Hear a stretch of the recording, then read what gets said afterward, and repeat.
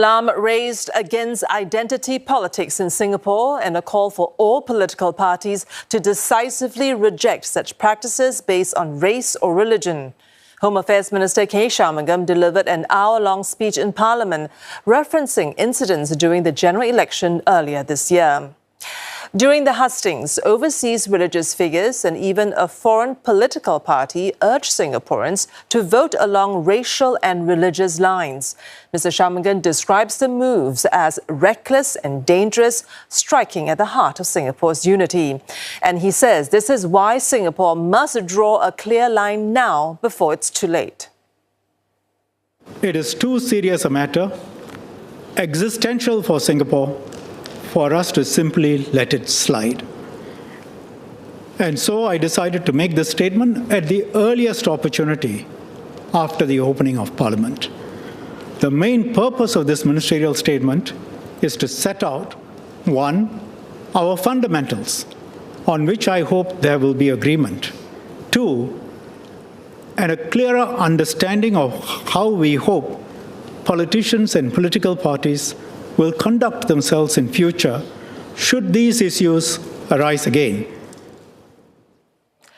Ensuing clarifications continued for another hour, with Leader of the Opposition Pritam Singh engaging Mr. Shanmugam in a back and forth over the details and timeline of the incidents.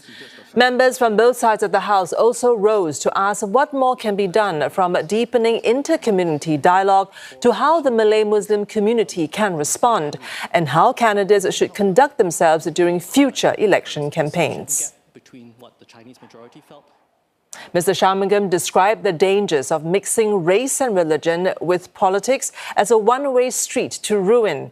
Pointing to rising divisions abroad, he says Singapore must never go down that path, calling for its founding principles of meritocracy and multiracialism to be protected at all costs. Sherlyn Seah reports. From deepening culture wars in the United States, where political violence happens in the name of religious ideals, to far-right rhetoric in parts of Europe, where politicians openly frame Islam as incompatible with national values.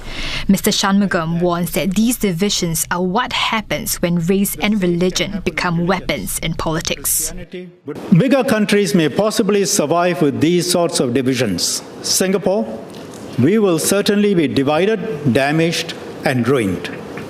That is why the country's founding leaders went against the norm 60 years ago, choosing unity instead of implementing policies which favor dominant ethnic groups. English became the neutral common language, even while retaining Malay as the national tongue, with policies built around meritocracy, equality, and multiracialism. All citizens, regardless of background, were given equal status. Selected festivals of different races were designated as public holidays, and religious freedoms were protected in the Constitution. Those ideals remain the backbone of Singapore, reinforced by laws and policies that safeguard harmony and keep communities mixing together. Even as Singapore continues to be ranked among the most harmonious societies in the world, Mr. Shanmugam says these founding ideals continue to be a work in progress. We haven't fully achieved them. Minorities in particular will tell you about the lived realities on the ground, that they sometimes face racism at different levels, that they sometimes feel discriminated against. Beyond what each of us hears, surveys show how minorities feel. Some Chinese will also tell you of their experiences, though the instances are much fewer. Mr. Shanmugam cautions that such stability exists only because successive governments have rejected identity politics, even at political cost. He points out that from time to time, various parties and candidates have tried to stir up sentiments among Chinese and Malay communities. Because of the PAP government's political dominance, these efforts have not been successful. The PAP has been the dominant political force. So it has been able to bear the political cost of fighting against such sentiments. Making this statement here today it would actually have been easier to leave all of this unsaid. But this statement has to be made in the country's interest. The situation is a dynamic one. It is not permanent. If future generations of political leaders on all sides see such identity politics as gaining traction, then they will be pressured and tempted to themselves engage in it too. You know what will happen then? It is a one-way street to ruin.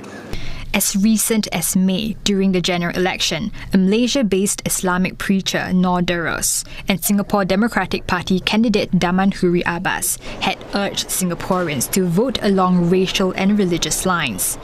Even with the dangers of politicizing race and religion, Mr. Shanmugam also acknowledges that the two are not entirely separate from politics.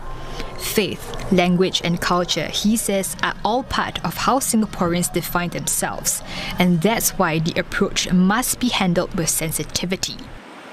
All political parties need to be absolutely clear. Religion must not be misused for political purposes. It must never be brought into election campaigns.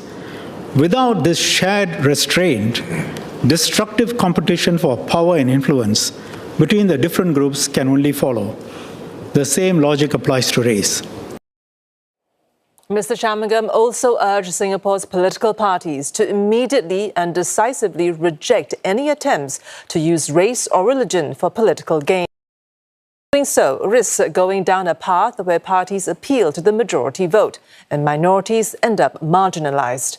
He's referenced past examples of this taking place during polls, including an instance at the general election earlier this year. Sherlyn Seah with more. Singapore has seen this before, from candidates in the 1970s and 1990s making racially charged claims about Chinese language and culture, to others accusing the government of neglecting the Malay community for, quote, selling out their faith. Mr. Shanmugam says such attempts to stir race and religion for political gain are not new and must never be repeated. Asking Singaporeans to vote for political parties and candidates along racial religious lines is a reckless thing to do. It also sets a dangerous precedent. Two such incidents happened during this year's general election. The first involved Malaysia-based self-professed preacher Noor Daros. 2 weeks before the election, he pledged to campaign for any party that met his religious demands. Then, days before nomination day, Mr. Daros claimed that only the Workers' Party had taken him seriously, urging Muslims to vote for the WP if they agreed with his views. He singled out WP's Faisal Manap in Tampines as what he called a stronger Malay Muslim voice than PAP's Masagos Zulkifli. Mr. Daros went on to claim he had spoken to all of WP's Malay candidates, openly urging Singaporeans to vote along racial and religious lines. Mr. Shanmugam described this as reckless and dangerous. If we allow this, other racial and religious groups will have similar demands, and we have to allow them to make similar calls too. The natural result in a democracy will be that the largest and the best organized religions and races will get their way. The other natural result is that the followers of different races and religions will clash. On 25th April, the Home Affairs Ministry and Elections Department warned all parties against mixing religion with politics. A day later, in a media conference, Prime Minister Lawrence Wong urged Singaporeans to reject such efforts, saying that identity politics has no place here. He called on all political parties to clearly and unequivocally reject any form of foreign interference. Later that same day, WP Chief Pritam Singh said his party made no promises or agreements with Mr. Daros. But Mr. Shanmugam says that the WP should have done better. More needed to be said by the WP, and it needed to be said immediately after Daros had made his posts. This was during the campaign period when every day made a huge difference. This delay on such an important matter begs many questions. It can confuse the ground. For example, sections of voters might be misled into thinking on those 2 days that the WP was possibly considering DDoS's demands. This was similar in the case of politicians from Malaysia's Islamist party PAS, who urged Singaporeans to vote for the WP in Tampines GRC, claiming that PAP MPs cannot be trusted. Mr. Shanmugam says it was only after PM Wong's media conference that Mr. Singh categorically rejected foreign involvement. It would have been better if the WP had said this right from the start, responding directly and promptly to what the past leaders had said. We hope that in future, political parties will immediately reject any such attempt to interfere in our political process. If this is not done immediately, clearly, and unequivocally, it will give rise to questions, confusion. Mr. Shanmugam also highlighted remarks by SDP candidate Daman Huri Abbas, who accused PAP's Malay MPs of neglecting the community and urged voters to back the opposition. The minister called such rhetoric deceptive and divisive. He says ultimately his speech is a reminder of the fundamentals that have guided Singapore's success and builds on earlier government messages. Why do we keep repeating these points over and over again?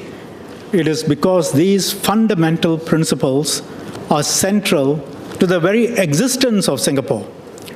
We decided that we should state our position formally, robustly, and unequivocally at the highest forum in our country, Parliament.